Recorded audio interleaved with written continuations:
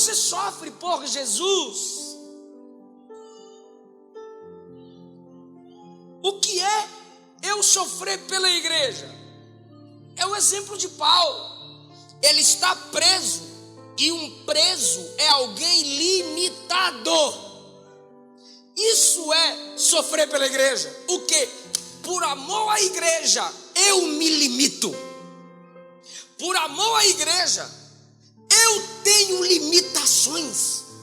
Se você não tem limites, você não ama a igreja, não ama o Senhor da igreja.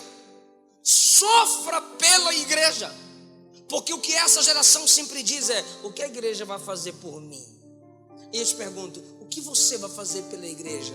E o mínimo é sofrer por ela. Porque para que você tenha uma igreja para dizer que dela você faz parte, essa igreja já sofreu demais para chegar até aqui.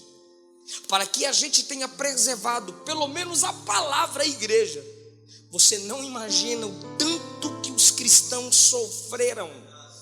E eu te pergunto: você sofre pela igreja? Paulo está limitado, prisioneiro, por causa da igreja. Há limites por causa da igreja.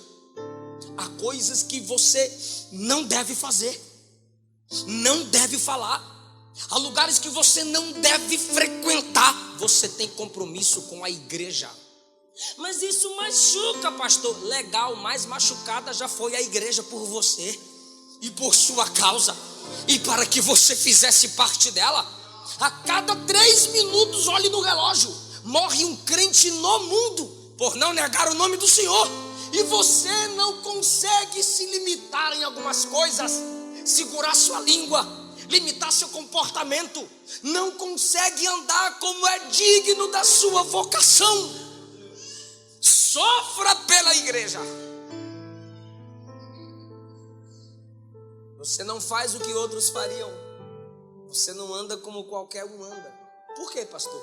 Eu tenho um compromisso com a igreja. É difícil pregar isso aqui, irmão, mas está na Bíblia. Engole aí. Há um compromisso, e todo compromisso exige renúncia. Sim ou não? Isso aqui não é aliança. Isso aqui é um símbolo externo de um compromisso interno. O compromisso está aqui dentro.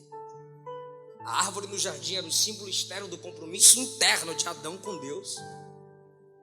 O arco-íris é o símbolo externo da decisão interna do compromisso de Deus não destruir a terra inteira com água. O trono de Salomão, o trono de Davi, era o símbolo externo do compromisso interno do reino eterno de Cristo. O templo de Salomão, lugar de paz, símbolo externo do compromisso interno que ele tinha com Jesus. E qual é o símbolo da cruz da nossa aliança? Aí você diz: a ceia, pastor, e é externo. Eu oro, eu levanto, eu agradeço, mas tu põe na boca e engole. É um símbolo externo que se torna interno, porque é um símbolo externo de um compromisso que faz parte da sua natureza. Então, suas limitações pelo reino, suas limitações pela igreja, mostra que você tem compromisso com ela.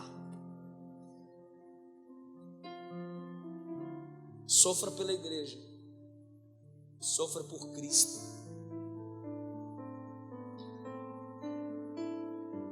Primeiro, o propósito anula vergonha. Segundo, sofra pelo seu Deus e pela igreja da qual você faz parte. Porque a verdadeira fé não é: eu tenho fé que eu vou achar uma igreja melhor para eu congregar. A verdadeira fé é você ser o melhor na igreja que já congrega, ainda que você pense que ela não é o melhor para você. Aí Paulo diz assim: ande de modo digno, com humildade, e para ser humilde sofre, com mansidão, para ser manso sofre, com longanimidade, para ser longânimo sofre, suportando-vos uns aos outros, para suportar uns aos outros também sofre. O que é isso, pastor? Sofrer pela igreja, sofrer com a igreja. Paulo está dizendo que a doutrina que ele ensinou do 1 ao 3 merece uma prática apesar do sofrimento. Eu vou repetir: a doutrina que ele ensinou do capítulo 1 ao 3, no 4 ele diz: merece uma prática apesar do sofrimento. Irmão, essa doutrina aqui, você deve refletir acerca dela. Muita gente sofreu por ela, será que ela merece o seu respeito? Não é um evangelho apenas de postagem, curtida, compartilhamento, mãozinha, biquinho.